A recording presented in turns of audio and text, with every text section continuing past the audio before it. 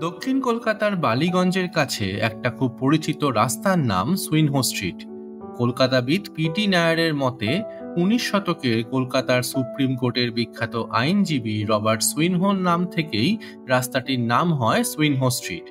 তবে কলকাতার এই সুইনহো পরিবারেই আরেকজন রবার্ট সুইনহোর কথা জানা যায়, যিনি একাধারে ছিলেন কূটনীতিক এবং প্রকৃতিবিদ।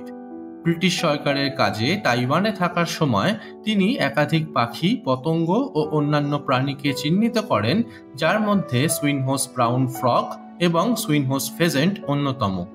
কসবা অঞ্চলে থাকা সুইনহো লেন সম্ভবত এই দ্বিতীয় রবার্ট সুইনহোর নামেই নামাঙ্কিত।